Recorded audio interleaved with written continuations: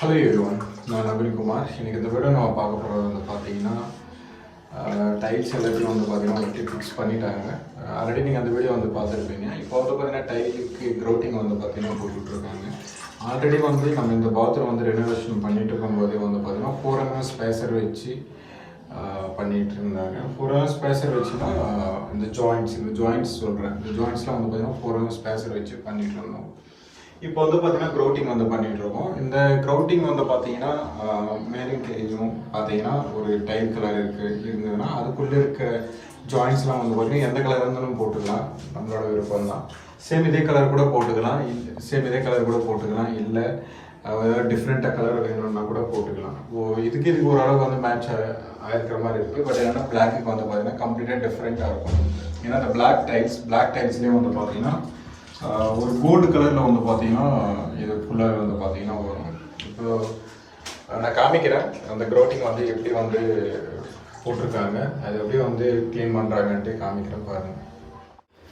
இதுதான் வந்து பார்த்தீங்கன்னா க்ரௌட்டிங். இந்த க்ரௌட்டிங் வந்து பார்த்தீங்கன்னா கம்ப்ளீட்டாக போட்டு முடிச்சதுக்கப்புறம் வந்து பார்த்தீங்கன்னா க்ளீன் பண்ணிகிட்டு இருக்காங்க. க்ளீன் பண்ணதுக்கப்புறம் வந்து பார்த்தீங்கன்னா அதோட ஃபினிஷிங் வந்து பார்த்தீங்கன்னா இப்படி இருக்கும். ஆக்சுவலாக வந்து பார்த்தீங்கன்னா கிளைண்ட் வந்து என்ன கலர் க்ரௌட் வேணும்னு கேட்கும்போது இந்த கலர் கேட்டிருந்தாரு. அதான் இந்த கலர் வந்து பார்த்தீங்கன்னா அதுக்கு இதுக்கும் வந்து பார்த்தீங்கன்னா ஓரளவுக்கு வந்து மேட்ச் ஆகும். அதனால தான் வந்து பார்த்தீங்கன்னா இந்த க்ரௌட்டிங் வந்து பார்த்தீங்கன்னா நம்ம யூஸ் பண்ணியிருக்கோம். க்ரௌட்டிங் வந்து கலர் வந்து பார்த்தீங்கன்னா இப்படி இருக்கும்.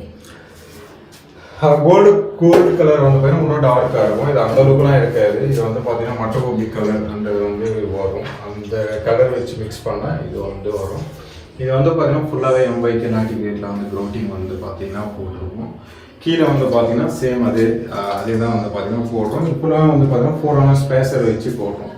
இது 4/2 டைல்ஸ். இந்த சைடு வந்து பார்த்தீங்கன்னா ஒரு சைடு ஒரு கலர் டைல், இந்த சைடு வந்து பார்த்தீங்கன்னா செப்பரேட்டாக வரும். இந்த சைடு வந்து நீங்கள் பார்த்தீங்கன்னா செப்பரேட்டாக வந்து பார்த்தீங்கன்னா ஒரு பிளாக் கலர் ஃபினிஷிங் வந்து பார்த்தீங்கன்னா கொடுத்துருக்கோம். இது வந்து ஃபைனலாக வந்து பார்த்தீங்கன்னா வீடியோ வந்து போடுறேன். உங்களுக்கு இன்னும் க்ளீனாக வந்து பார்த்தீங்கன்னா தெரியும்.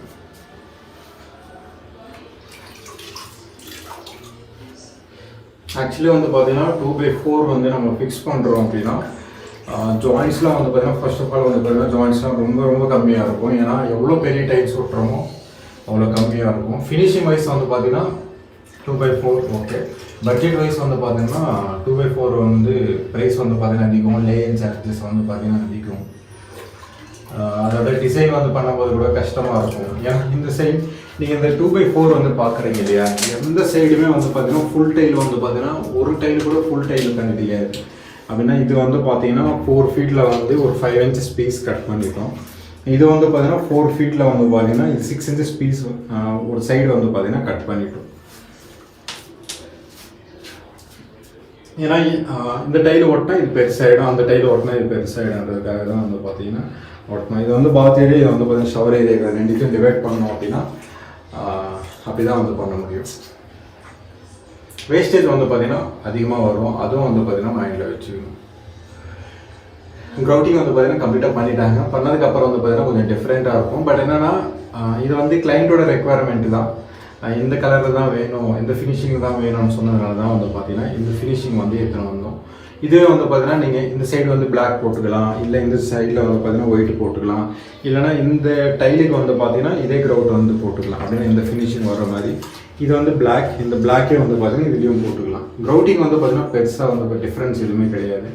நீங்கள் எந்த கலர் வந்து யூஸ் பண்ணினாலும் சேம் போடலாம்.